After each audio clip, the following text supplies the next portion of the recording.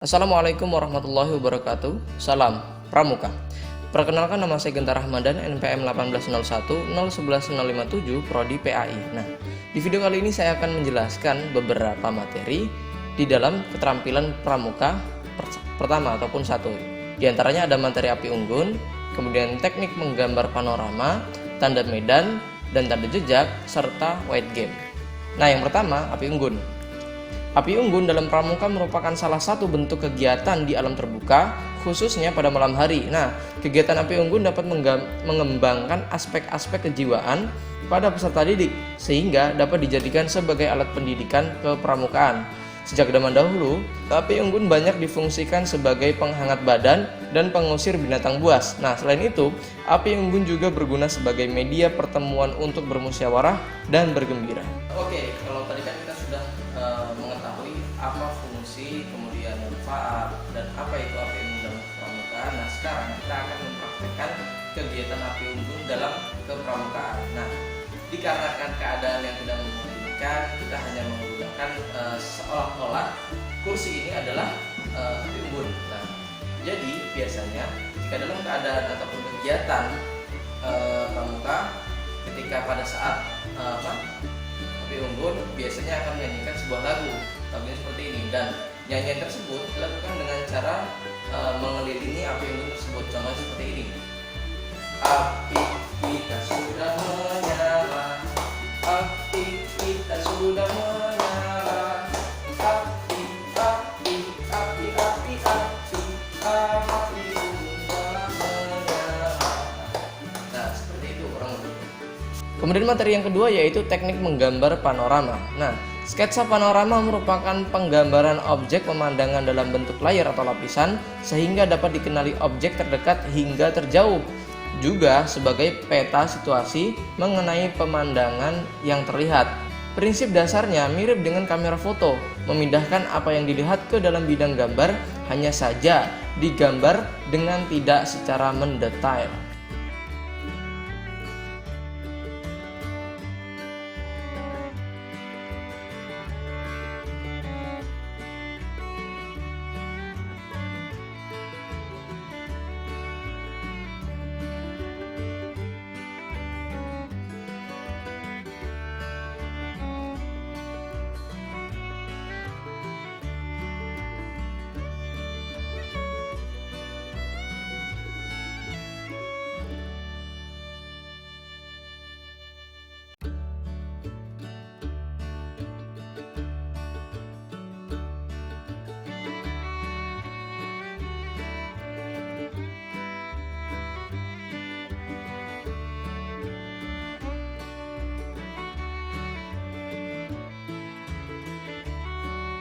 Kemudian materi yang ketiga yaitu tanda medan dan tanda jejak.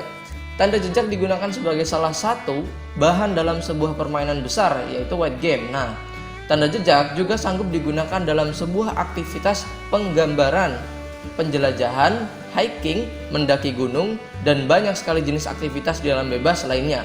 Nah, tanda jejak merupakan tanda untuk menunjukkan sesuatu, apakah itu arah, jalan, atau bahkan hal-hal lain perihal peristiwa ataupun kejadian.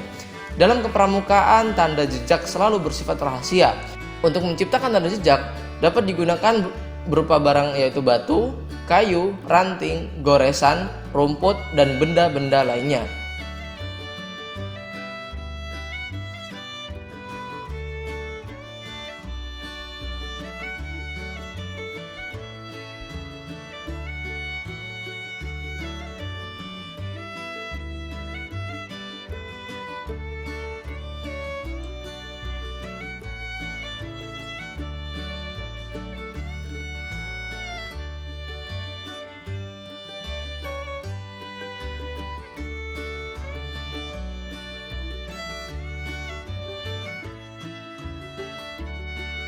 Oke, contoh gambar yang pertama yaitu gambar alang-alang. Nah, di sini terdapat ada garis 3 di sisi kiri, sisi kanan, sisi kiri, sisi kanan, sisi kiri, sisi kanan. Masing-masing ada 3 dan ini ada 3 buah.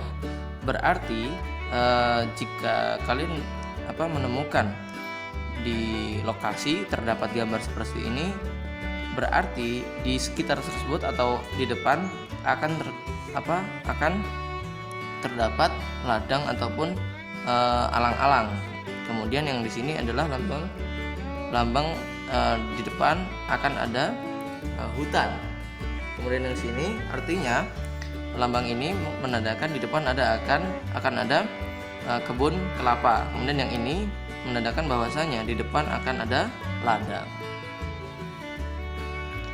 Kemudian materi yang terakhir yaitu white game. White game adalah permainan di luar ruangan dengan wilayah yang cukup luas yang diikuti oleh 2 atau 3 atau lebih tim atau regu.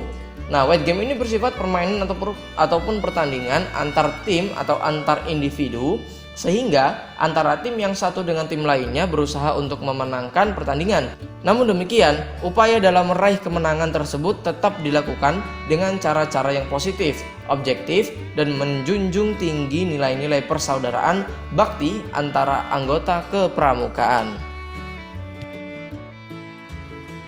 Nah, kali ini kita akan mempraktekkan ataupun melakukan dari white game. Nah, salah satu contoh white game yang akan kita lakukan yaitu bernama gambar estafet. Nah, jadi alat-alat yang digunakan yaitu sebagai berikut. Di antaranya alat tulis yaitu buku dan pensil. Kemudian bisa dilakukan di tempat terbuka, artinya bisa di lapangan ataupun pekarangan rumah.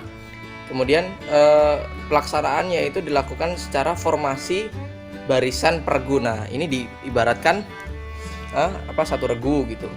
Kemudian jalannya permainan yaitu dilakukan dengan hitungan waktu. Kemudian barisan paling depan menggambar yang sudah disepakati oleh masing-masing. Nah, contohnya ini regu ini akan melakukan yaitu penggambaran bunga berserta potnya. Nah, kemudian dilanjutkan oleh orang kedua sampai pada yang terakhir hingga terbentuklah gambar yang diinginkan masing-masing regu. Nah, gambar yang paling bagus dan sempurna menjadi pemenangnya. Oke, kita sekarang akan melakukan game tersebut. Waktu ditentukan oleh kakak pembinanya. Nah, di sini contohnya yaitu waktunya sebanyak 1 menit. Oke, dimulai dari sekarang.